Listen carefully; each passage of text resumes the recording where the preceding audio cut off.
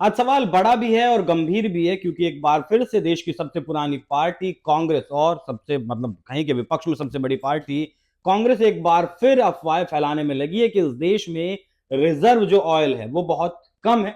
कुछ news outlets की cutting को अपना सहारा बना रही है, सबूत के तौर पर पेश किया जा रहा है और कहा जा रहा है कि देश में कुल 5-6 दिन का ही तेल बचा है। साथ में खबर यह भी फैलाई जा रही कांग्रेस पार्टी की तरफ से कि रशिया अब 1 अप्रैल से पेट्रोल नहीं बेचेगा। तो भारत पर इसका क्या असर पड़ेगा? क्या वाकई में जिस रशिया से एक वक्त हमने अपनी जरूरत का 35% से ज्यादा तेल लिया और मौजूदा वक्त में भी 20% से ज्यादा तेल हम ले रहे हैं, वो रशिया अगर पेट्रोल बेचना बंद कर देगा तब भारत के ऊपर क्या असर पड़ेगा? नमस्कार, मैं हूं आपके साथ अभिषेक पुंडी और मेरे साथ मौजूद हैं हरिशरण देवगन। सर, बहुत स्वागत है आपका। पहला सवाल तो यही कि अगर रशिया पेट्रोल बेचना बंद कर देता है तो भारत के ऊपर क्या असर पड़ेगा? पहली बात तो ये जो भारत के पास जो हमारी जो विपक्ष है उन्होंने हमेशा एक तांता गरम रखा है र्यूमर्स का, जो भी उन्होंने अफवाहें फैला रखी हैं कि रिजर्व कम है या रशिया ने ब्लॉकेज लगाई है या रशिया ने पेट्रोल पे बैन लगाया। तो ये बात समझना बहुत ज़रूरी है कि रशिया ने रिफाइंड और पेट्रोल एक्सपोर्ट पे बैन लगाया 1 अप्रैल से, ना कि उन्होंने क्रूड ऑयल पे बैन नहीं लगाया।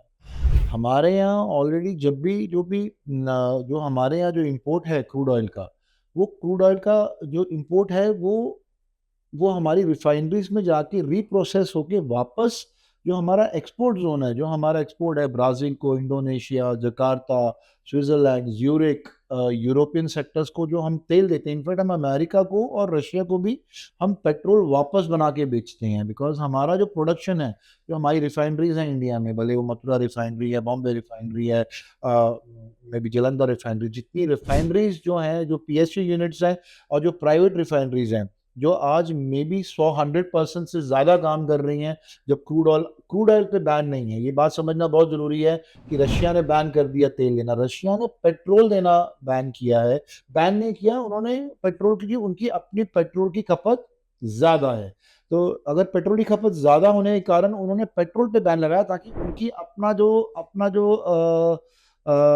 अपनी जो जरूरत है देश हाँ की वो पूरी पहले की जा अपनी जो सके। दिनचर्या है, जो उनका देश है, वो चलता रहे। तो आई थिंक उन्होंने सही डिसीजन लिया।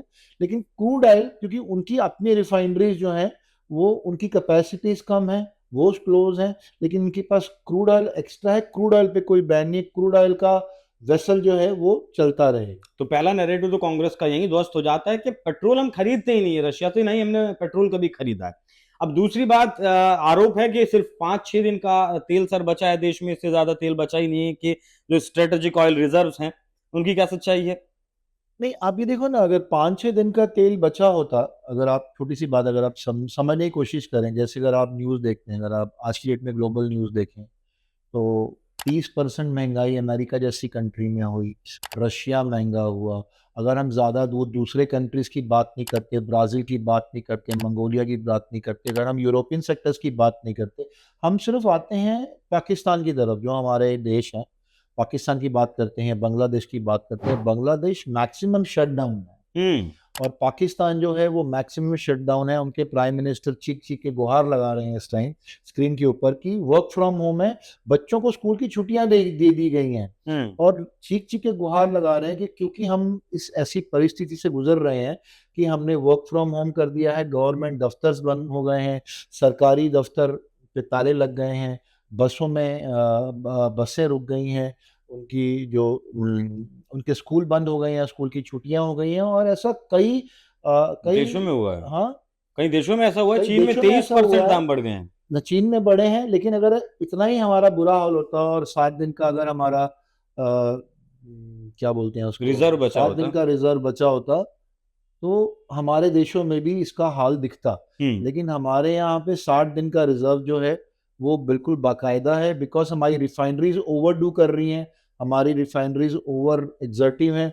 हम लोग 40% एक्स्ट्रा, मतलब अगर हमारा 56 लाख टन बैरल अगर हमारा रोज प्रोसेस होता है, तो आज हम 40% एक्स्ट्रा प्रोसेस कर रहे हैं। एक्स्ट्रा हमारा मिथेन, मीथेन, एनसीएल और जो दूसरे जो हमारे बायो प्रोडक्ट्स हैं, जो हमारे एक्सपोर्ट के बायो प्रोडक्ट्स हैं, वो हमारे एक्सपोर्ट हो रहे हैं। तो आई थिंक ये जो आज जो हमारी देश की स्थिति है, वो कोई रातों रात नहीं बनी। हम्म। ये 10 साल 5 साल 10 साल की प्रायर प्रिपरेशन है, जो पहले सोलर पे काम किया गया, बायोगैस पे काम किया गया, हमारे इंटरनल स्ट्रक्चर्स को मजबूत किया गया, हमारे यहाँ की जो कोल माइनिंग है, कोल इंडस्ट्री को स्ट्रॉन्ग किया गया, कोल गैस सिस्टम को स्ट्रॉन्ग किया गया, हमारी जो सिनर्जीज हैं, जितनी भी हमारी एनर्जीज रिलेटेड जितने भी फॉर्म्स रहे हैं एनर्जी से रिलेटेड, जितने भी हमारे एनर्जी सेक्टर्स हैं, अगर तुम देखो कि एनर्जी सेक्टर्स हमारे बहुत सटल, शांत और स्ट्रक्चर्ड है।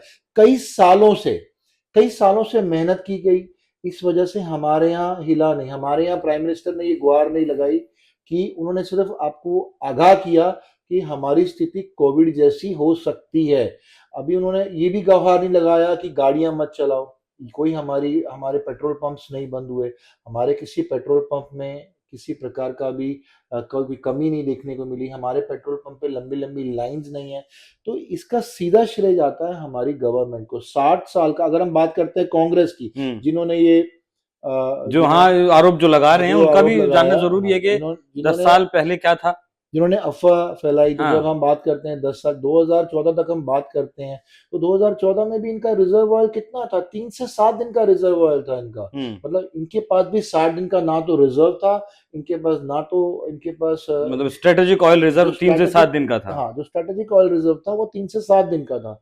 अगर आज ये लोग आरोप लगाते हैं, और जब सिचुएशन बुरी हुई तब भी इन लोगों ने ऑयल बॉन्ड्स बांटे। ऐसा नहीं कि ऑयल बॉन्ड्स बांटना कोई बहुत बड़ा कोई मेडलिक काम है। अगर उन्होंने ऑयल बॉन्ड बांट के अगर इस देश को कर्जा ही किया, तो वो कर्जा ही 3 लाख करोड़ का था। ठीक है, 3 लाख करोड़ का जो कर्जा था वो मोदी जी ने अब कंप्लीट किया जाके इस टर्म पे आके। तो उन्होंने जो जो कुएं खाली किए थे मोदी जी ने अब भरे, जो स्ट्रक्चर उन्होंने वीक किए थे मोदी जी ने, इस सरकार ने उस स्ट्रक्चर को आज स्ट्रॉन्ग किया। अगर हम आज बोलें कि आज इंडिया की स्थिति अगर हम बात करते हैं स्ट्रॉन्ग है, तो वो सिर्फ रातों रात नहीं हो सकती, सिर्फ ख्वाबों में नहीं हो सकती, सिर्फ पेट्रोलियम बॉन्ड्स को देके नहीं हो सकती। वो इसलिए है क्योंकि इस पे कई वर्षों की, कई सालों की मेहनत इसमें इन्वॉल्व है।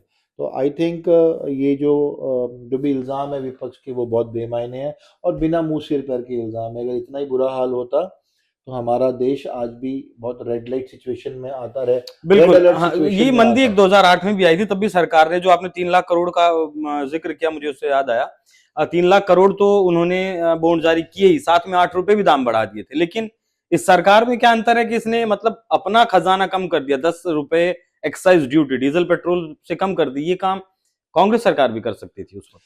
इसके लिए भी आपको ये बात समझना बहुत जरूरी ना, आम आदमी, बिकॉज हम 140 करोड़ की देश की संख्या है हमारी, उसमें काफी मैक्सिमम जो परसेंटेज है वो आम आदमी का है। तो ये बात समझना बहुत जरूरी है। एक सरकार जो एक गवर्नमेंट जो इस वक्त देश का भला सोचने के साथ साथ में, देश को प्रोटेक्ट करने के साथ साथ में, आम आदमी की जेबों को भी सुरक्षित महसूस कराना चाहती है, आम आदमी पे बोझ ना पड़े, इसके लिए उन्होंने गवर्नमेंट ट्रेजर पे बोझ डाला और एडिशनल एक्साइज उन्होंने 10% और 2% कम किए, जिससे कि पेट्रोल कंपनियों को और रिफाइनरी कंपनियों, पेट्रोल कंपनीज को घाटा ना पड़े। और इसका असर साफ दिखता है कि पेट्रोल कंपनीज भी खुल के सामने आई, टैंकरों में कोई कमी नहीं हुई। आज भी पेट्रोल पंप जो हैं वो बिल्कुल भी क्लूलेस, लाइनलेस हैं, उनके पास कोई लाइन नहीं है। और जिस हिसाब से सिचुएशन है, मुझे लगता है कि जिस हिसाब से जहाज आ रहे हैं और क्रूड ऑयल के जहाज आ रहे हैं, भले वो रशिया से आ रहे हैं, बस फर्क ये है कि पहले जो मिडिल ईस्ट से जहाज आता था, 20% तेल हमारा मिडिल ईस्ट से आता था, वो जो उसका ट्रांसपोर्ट जो ट्रेवल टाइम था वो 11 दिन था। अब रशिया से जो आता है उसका ट्रेवल टाइम जो है वो 30 दिन है। तो ये जो 20 दिन का, सॉरी, जो रशिया से जो ट्रेवल टाइम है वो 21 दिन का है। तो 16 से 21 दिन लगते हैं। 16 से 21 दिन का जो टाइम है, मतलब 15 दिन के अंदर, मतलब अगर मैं ये बात आपको समझाना चाहूँ इकोनॉमिकल वे में या टाइम ड्यूरेशन मैनेजमेंट वे में बात करूं, तो 11 दिन बाद अगर जहाज रेगुलर आ रहा है रशिया से, और अगर तेल रशिया से आ रहा है, तो 14वें-15वें दिन जो समीकरण टूटा था, जो गैप टूटा था मिडिल ईस्ट से, वो रशिया से एट पार हो जाएगा और 15-16 दिन के अंदर जो हमारा रिजर्वोयर 66% आज भी बाकी है। 5.5 लाख टन का हमारा मिलियन बैरल का हमारा रिजर्वोयर है। लेकिन आज अगर हम बोलें तो 33% खत्म हुआ है। आज भी हम 65% हमारा रिजर्वोयर बाकी है। 3.5 लाख बैरल टन हमारा आज भी हमारा रिजर्व बाकी है। ये जो कमी है ये भी आने वाले 15-20 दिन में टॉप अप हो जाएगी, कवर हो जाएगी। तो ये सिर्फ अफवाहें हैं, अफवाहों पर ध्यान ना दें। रशिया से सबसे बड़ी बात तो मतलब इतनी बड़ी पार्टी और पुरानी पार्टी अगर इस तरीके का आरोप लगाती है तब अपने आप में सोचने पर मजबूर होते हैं कि हमने पिछले 4 साल से रशिया से पेट्रोल खरीदा ही नहीं, सिर्फ क्रूड ऑयल खरीदा था और अभी भी रिजर्व जो हमारा है वो भी भरपूर है। 60 दिन का तेल अभी इस देश के पास मौजूद है, सरकार का ऐसा कहना है। और आप खुद अंदाजा लगा सकते हैं, अमेरिका जिसके पास इस दुनिया में सबसे ज्यादा तेल मतलब जो सबसे ज्यादा तेल रिफाइन करता है, उस देश में 25% दाम बढ़ जाते हैं। ऑस्ट्रेलिया जैसे देश में 6000 पेट्रोल पंप बंद हो जाते हैं और 42% तक तेल के दाम बढ़ जाते हैं। उसके बजाय भारत में ना तो कोई दाम बढ़े हैं, ना ही कोई क्राइसिस है, ना ही कोई लाइन है। लेकिन फिर भी अगर झूठा नैरेटिव लगातार कांग्रेस पार्टी चला रही है तो उसमें आप लोगों को भी सतर्क रहना होगा। बाकी सर बहुत धन्यवाद आपका जुड़ने के लिए। बाकी आप लोग भी क्या सोचते हैं इस विषय पर जरूर बताइएगा। नमस्कार।